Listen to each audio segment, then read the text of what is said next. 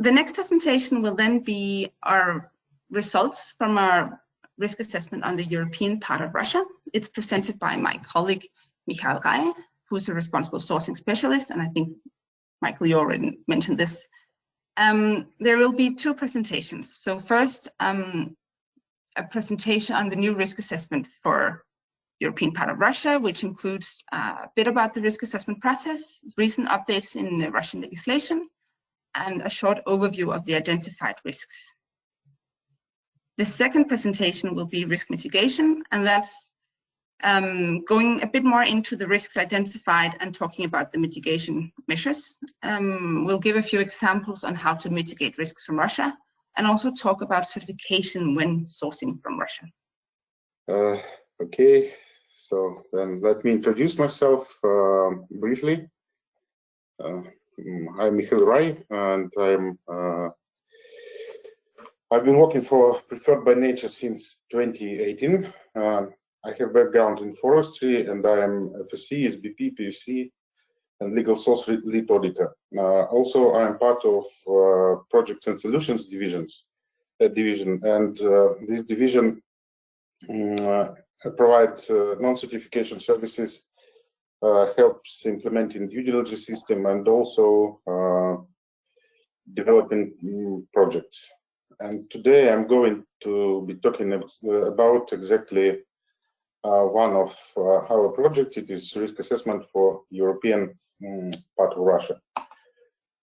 Yes, and also, as said Dieter, I'm presenting risk mitigation tools, but it is a topic for another one. Okay.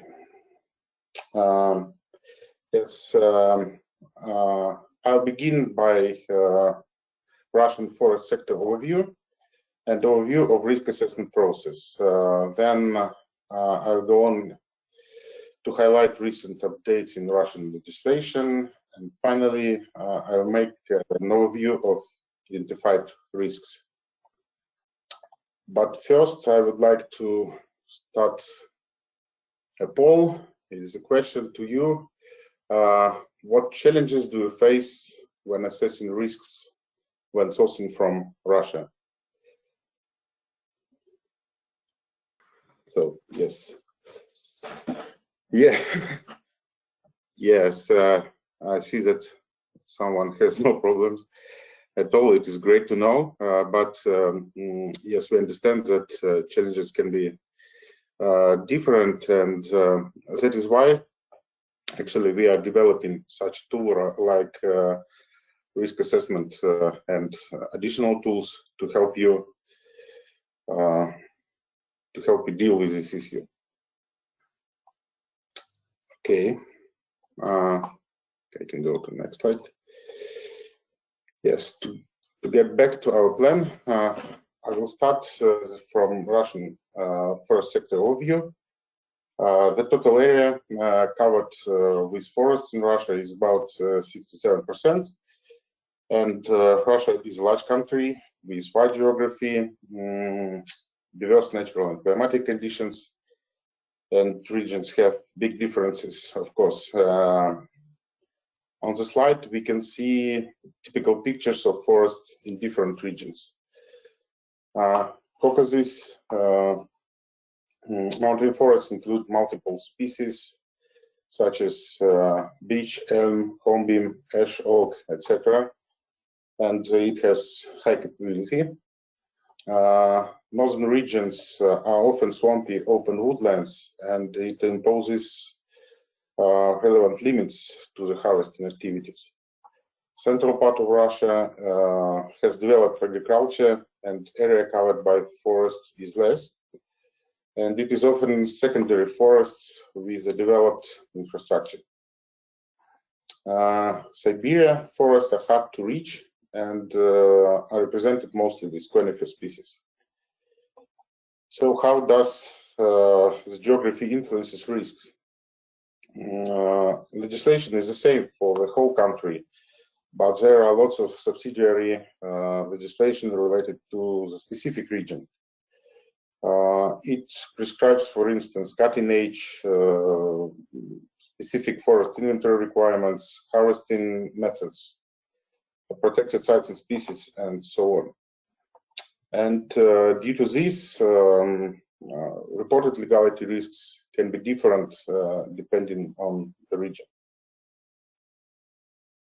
At this point, I'd like to show you the map. You have already seen it, but yes, it shows that in our risk assessment, only 2 federal districts are covered, and it includes 28 regions. The process of assessing risks started with these 2 districts because it is an important region for import of wood from Russia to European Union. It is a small part of Russia, but lands are located in different climatic zones. Therefore, as I said previously, geography will influence risks even for such a small area. Okay, also, I would like to elaborate on legal framework. So we are talking about forestry, but legislation is not limited only by the forest code.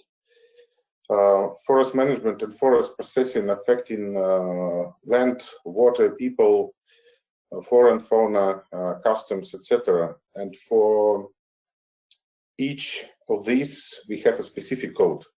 So it could be water code, land code, labor code, civil code, and so on. But legislation is not limited with the codes either. There are a lot of provisions, bylaws. As I mentioned, the risk assessment includes 28 regions, and each of them can have legislation at the regional level.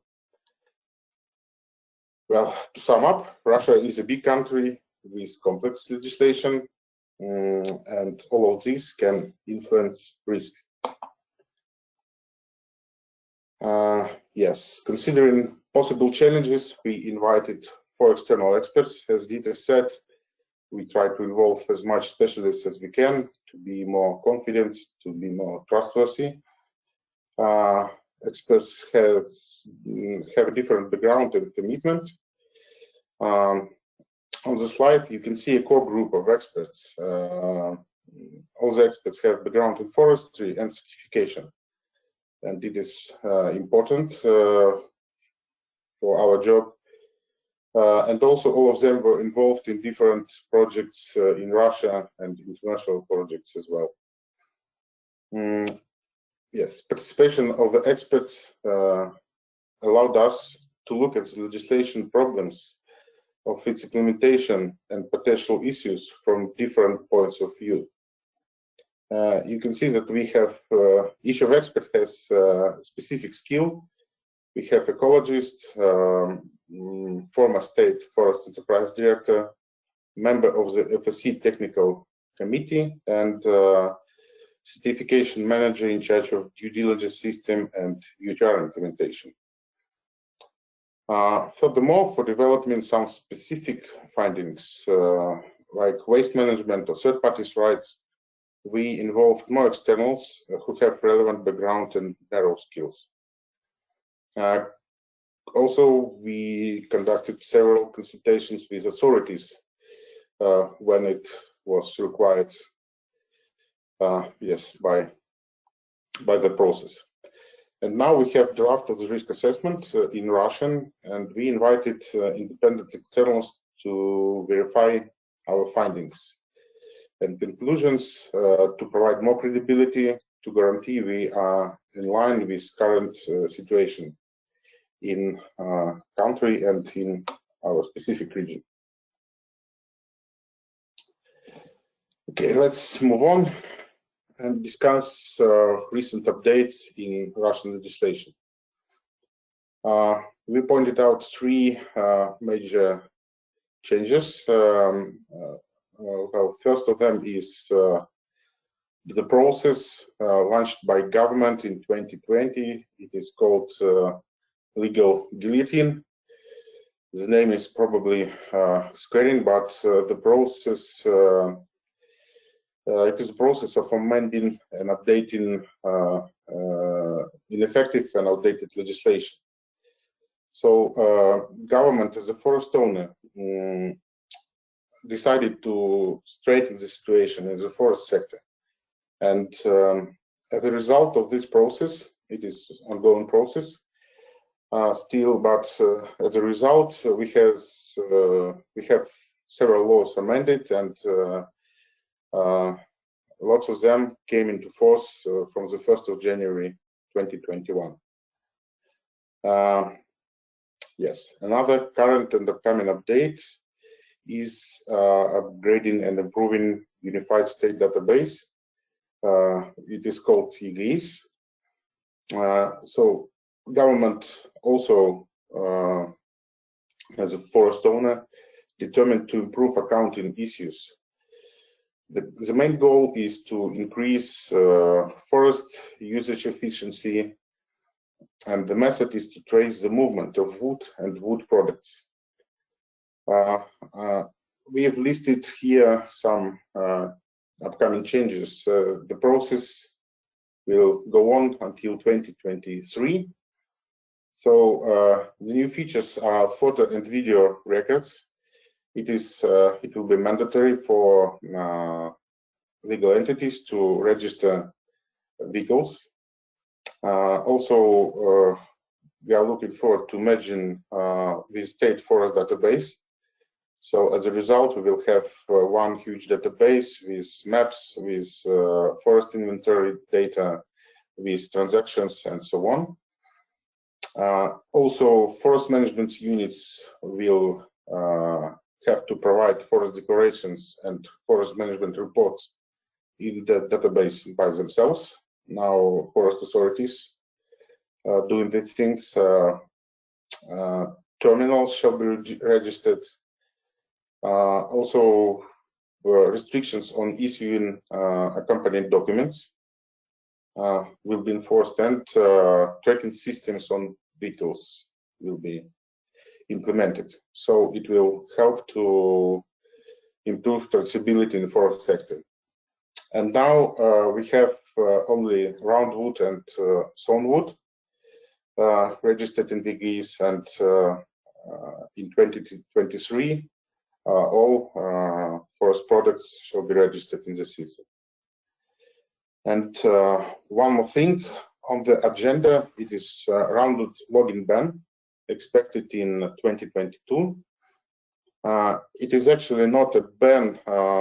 It is, well, the State Duma empowers the government in limitation of quotas, and the government already increased the tariffs on export and wood products. And now we are in process of discussions. So government and authorities testing things and trying to understand how will it influence to economic situation. But despite we are looking forward to this ban, government pay attention to develop production in Russia. So it is an option to help business to develop themselves. Yes, and on this slide, I want to show that legal guillotine process is considered in risk assessment. As I said, lots of legislation came into force in 2021, and it is considered in our findings. But these updates are upcoming, and it should be considered for further evaluations of supply chains. Okay, to summarize briefly, we went through the Russian forest sector risk assessment process and updates in Russian legislation. And now let's turn to the overview of identified risks. Yeah, I would like to start for an overview of risks in Russia with good news. As you can see on these pie charts, number of risks reducing, at least for European part of Russia, and it is great. Yes, legislation is generally the same at the national level, and it can be expected that trend will be the same for the whole country, but there are differences in violation of legislation, different NGO reports, mass media information that can influence risks. So for the rest part of Russia, situation can also be different.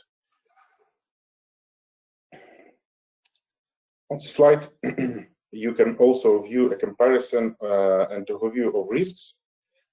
This infographic is more detailed than the previous one, and just to go through it, what improvements we see here. In the category legal rights to harvest, we see that issues related to concession licenses and land tenure management rights came up with negligible risk. Then taxes and fees situation is also improving. We see that issues related to taxes also came up with negligible risk. For timber harvesting activities, we see no changes, and the major reason is that this legislation related to implementation in place. So it depends not only on government and on company, but also on staff who are intimately involved in harvesting processes.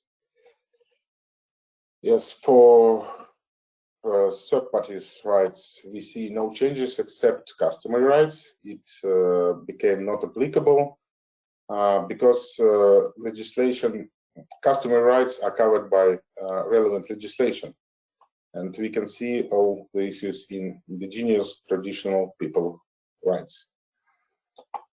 For trade and transport categories, the situation is quite interesting because two of not applicable indicators became low and specified. One of specified became low. And for customs regulations, the situation is different. So it was low, but became specified. But we will return to this issue. It is for this thing, situation doesn't mean that it is a critical problem. It just need to pay more attention for this situation. Okay, and for identifying risks, we grouped forest sourcing types by permit types. So we have long-term and short-term use of forests in Russia, and forest source types are grouped by release methods. So forest lease contract is applicable for leases, companies who rent forest for the long term. For short term, we have standing timber purchase contracts and state contracts on harvesting activities. Also, we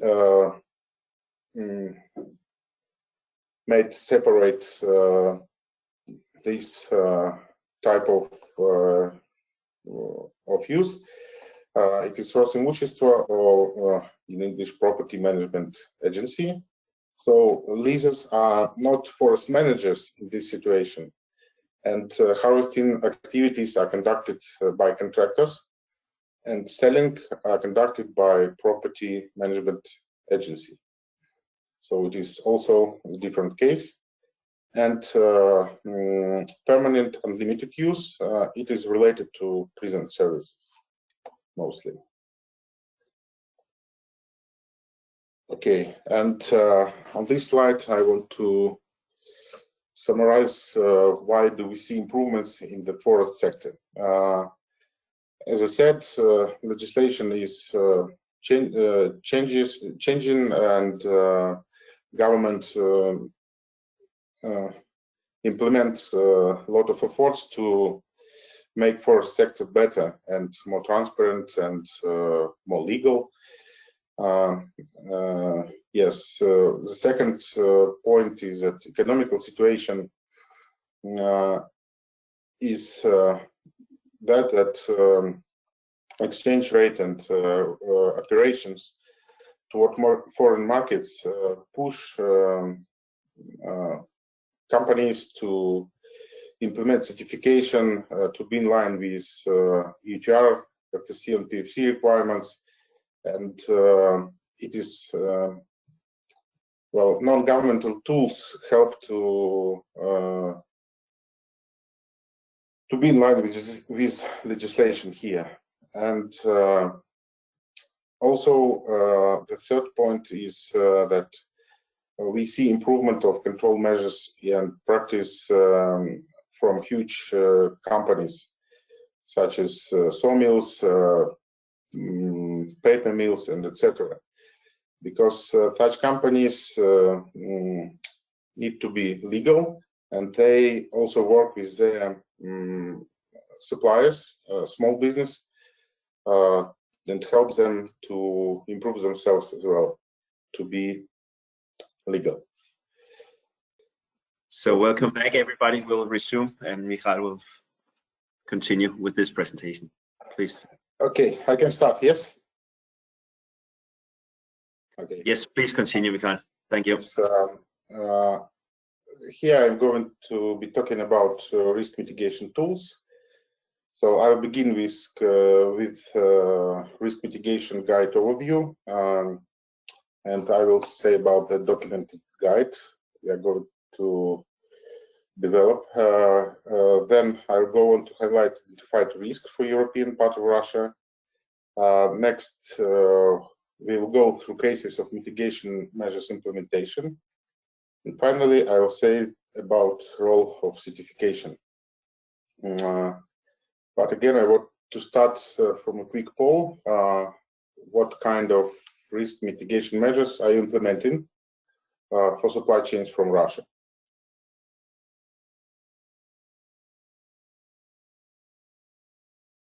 Okay, I think yes, picture is quite predictable. So yes, using all of these tools is important and essential in case of Russia. Okay, let me start with some general information about how the document guide will look like. You can see the title page here, so it will help you in the future to find it on our website. On this slide, you can see a structure of the document. So as Dieter said, we have 5 categories of laws, and each category has a table with 4 columns. The first column is about risk. It could be, for instance, non-compliance with labor or employment laws. The next column is about source type, to which it is applicable to. I've mentioned it in the previous presentation, and we will go back to it again. The third column describes indicator of legal compliance. So we can call it the result, what shall be implemented to be legal. And the last column, probably the most important one, it describes mitigation actions. It should be emphasized that the mitigation actions are only our suggestion, and to put it more simply, it is not a remedy. And it is important that each company who implementing due diligence system establish their own thresholds. So they can use these tools or add something or exclude something if it is not applicable. And as an illustration, we provide here an extraction from the draft risk mitigation guide. So we can see here risk of inaccurate forest inventory, and it is applicable to all source types. we have, and indicator of legal compliance show that forest inventory shall be valid. What potential mitigation actions can we implement? Initially, we can review and verify documents. So we request forest management plan, and if we see that forest inventory has been conducted and does not exceed 15 years, then risk can be considered as low. But if not, we need additional to implement additional mitigation actions like stakeholder consultations, or provide request more documents to be provided. And if we see that harvested timber has been produced based on the expired forest inventory, it is recommended not to proceed with the purchase. Yes, the slide with 4 sourcing types, just to remind you that we have 5 of them. And let's now turn to the risks identified in the European part of Russia. You have already seen this infographic in the previous presentation, and I will go now through identified risks briefly. For taxes and fees, we have identified one risk. It is related to concession fees for the leased premises, that they are not paid on time. For third parties' rights, the only one risk was revealed, and it is related to timber harvesting activities, can violate legislation on indigenous people's rights. For legal rights to harvest, for this category, we have 2 indicators with specified risks. It is management and harvesting planning. As I said, in example, it is about inaccurate forest inventory and in compliance with legal requirements when conducting sanitary logging or salvage logging. For harvesting permits, one risk identified, it is about timber supply without valid or any harvesting permits.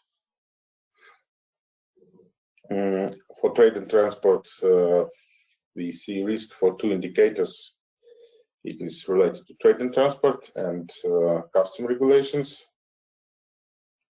And for timber harvesting regulations, we see risk for each indicator we have.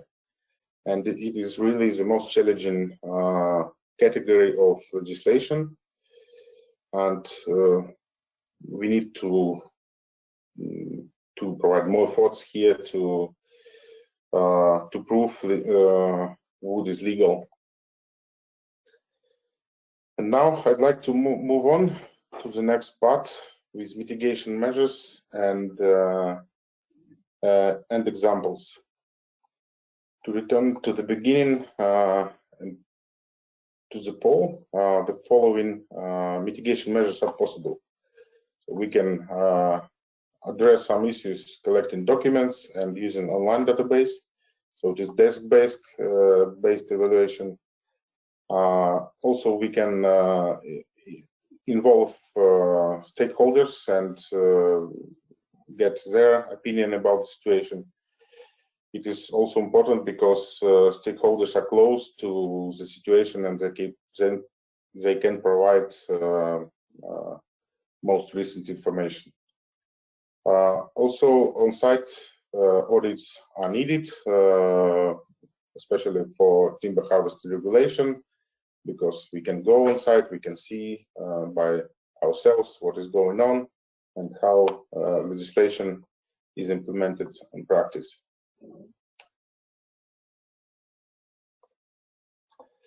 Yes, and we are going to review 2 examples. It is related to protected sites and species and custom regulations.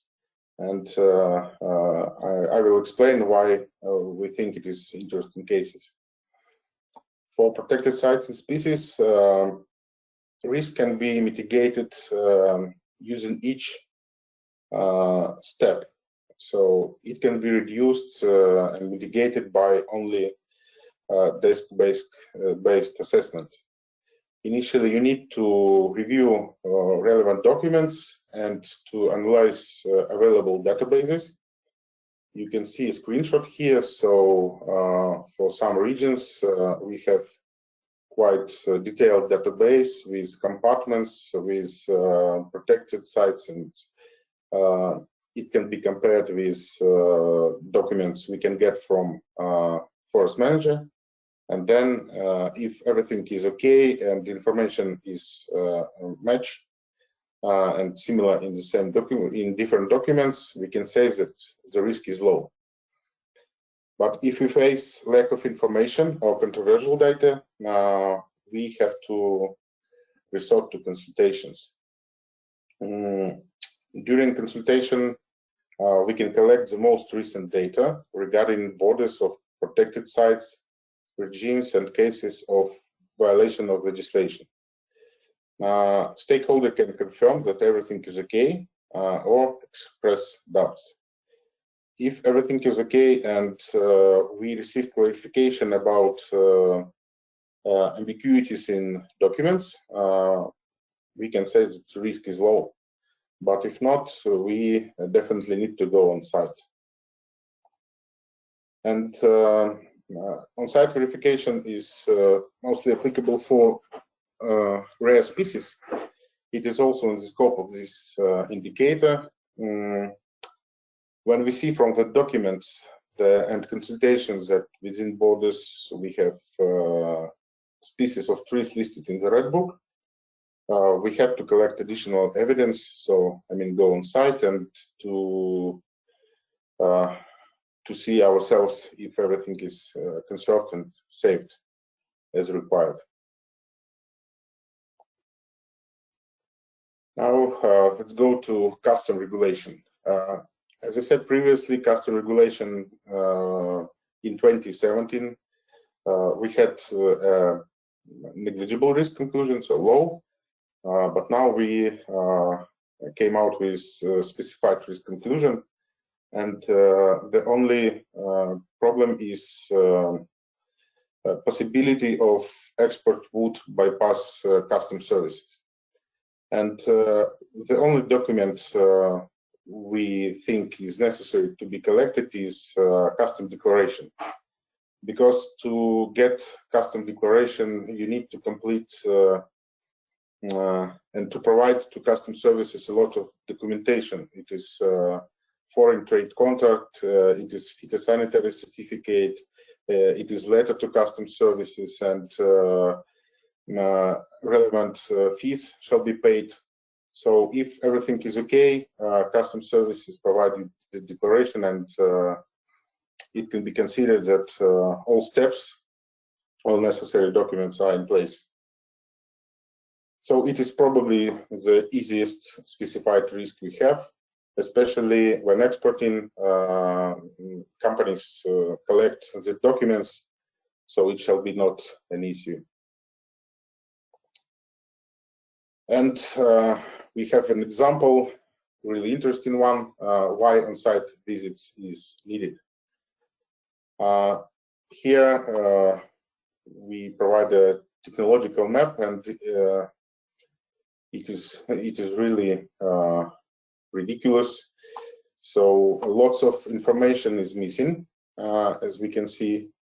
Also, for instance, we can see cutting type is final felon, but intensity of cut is also mentioned here, but it doesn't make sense in this situation. For section regarding health and safety, we can see that in this section should be described measures to manage with waste, but we see only one word introduced, so it means that company do not understand how to fill in this document. And also this forestation method and biodiversity conversation are empty.